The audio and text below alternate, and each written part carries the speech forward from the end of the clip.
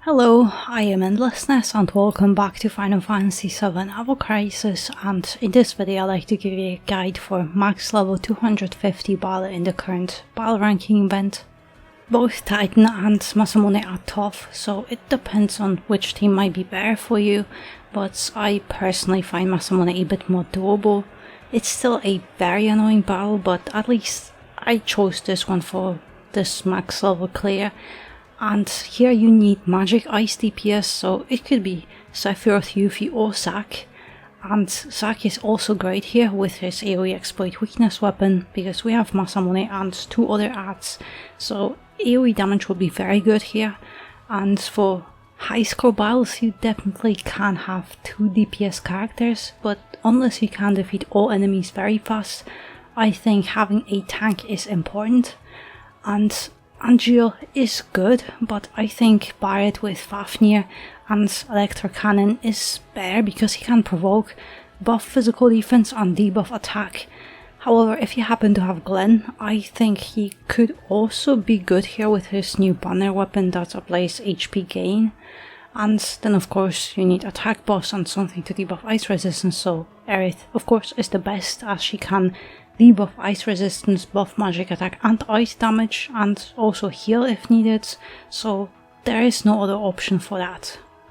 Aerith has Bahamut outfit with Breath of the Earth, Terra Root to debuff ice resistance, Citric 1 to buff magic and ice damage, Princess Guard, Cura in all Q slots, Esuna Poison just in case, because if you defeat one of the enemies they might start to target you with poison, Esuna Fatigue for Barret, and then in sub-equipment slots, a weapon with magic attack for allies and two guild weapons with physical defense for allies.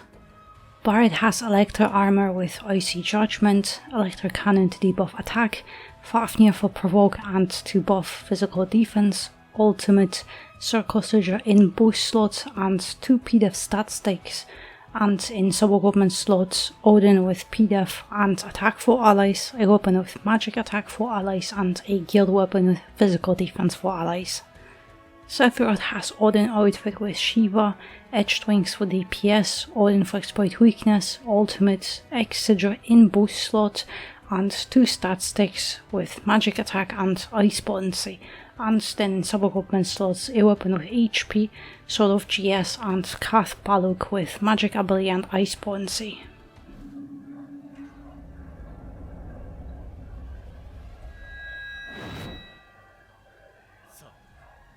Alright, this will be a long battle, but here at the beginning just debuff physical attack, start debuffing ice resistance and exploit weakness.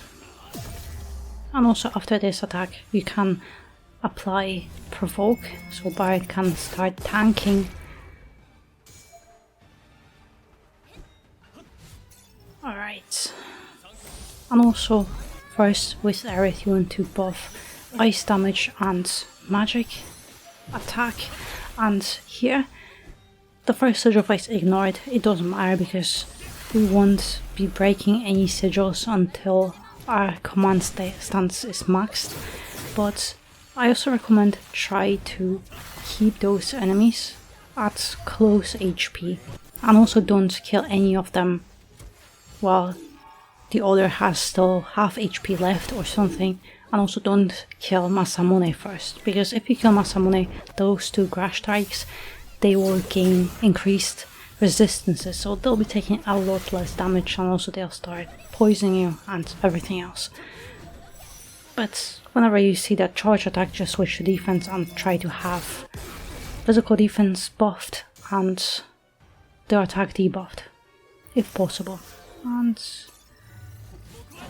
my exploit weakness expired, but with Barret now that's our command stance is maxed, break those sigils.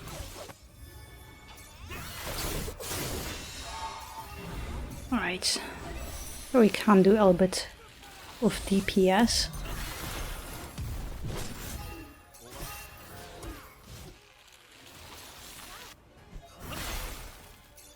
Actually, yeah, let's just do this. Yes, Masamune can soon do another attack. He does them very often. He will just continue to do them.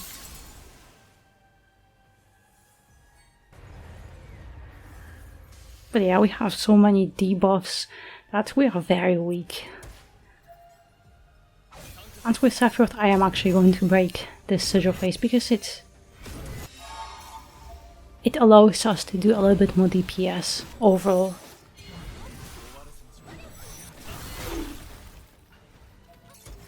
But with Bard, just pay attention. His job has only 2 tasks. Keep physical defense buff, and if you can, also physical attack debuff on enemies. And another sigil phase.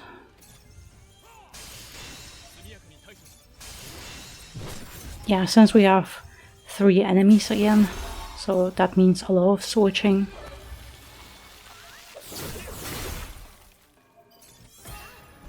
And also, those crash strikes, they will often fatigue Bard, so that's why I just have that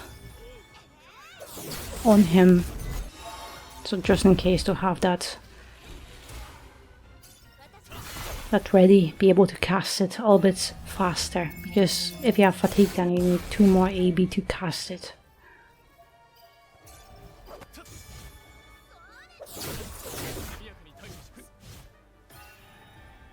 Let's just do it. Diamond Dust, it only tickles, it's not much damage. And I will still rather take that tickle than nothing, but you can't really depend on Diamond Dust doing actual DPS here. Alright, another sigil phase. But those grass strikes, they have less HP, so that's why if you can, try to target Masamune if possible.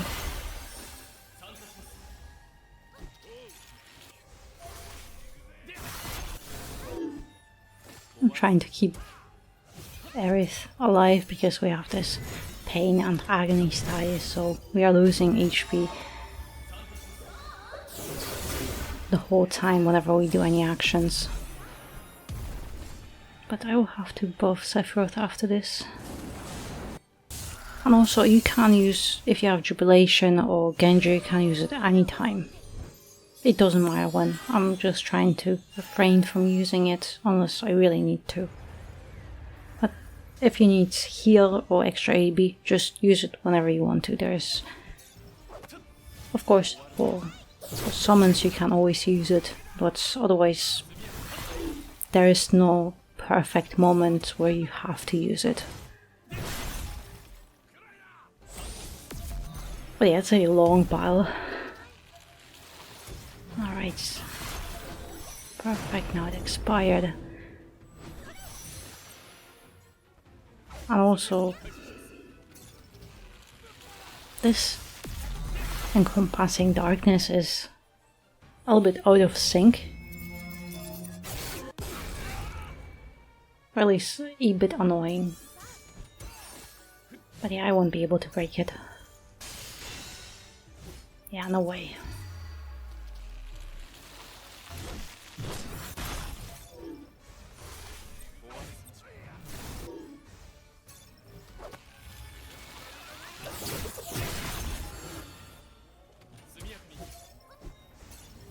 Okay, one more.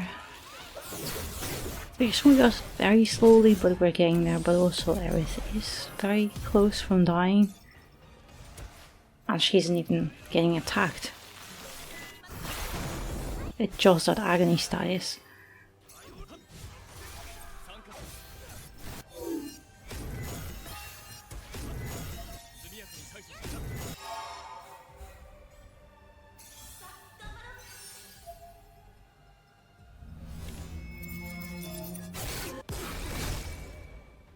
But yeah, those attacks from Masamune, they are annoying. Yes, you can't really focus on breaking sigils when you see him already charging and about to attack you.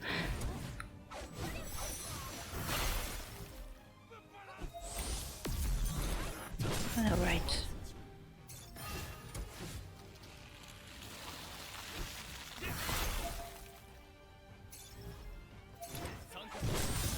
Let's just apply Exploit Weakness. And it will be fine. It will not kill them. Even though it's a triple summon combo, it will not kill them. It just tickles. And for high score battles you can just reduce that debuff or just nullify it. But here, in that max level, it hurts.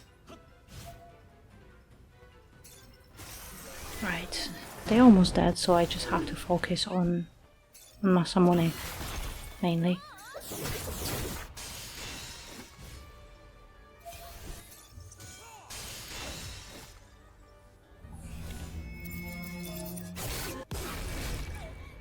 I'm pretty sure I can break it. It'll be close, but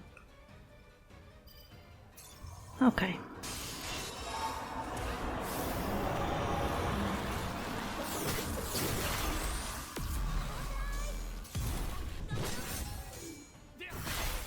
Let's heal just in case.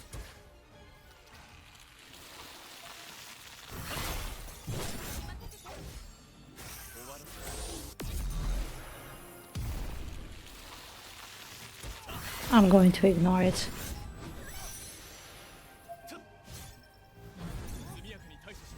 Because we are getting so close, you have to decide if you want to keep doing the same thing or you want to push. At least I think it's safe to push now. At least start pushing.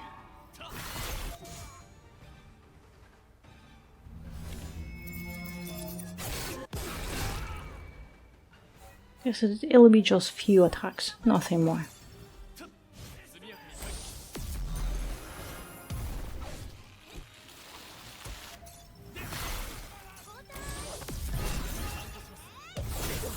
And it's perfect.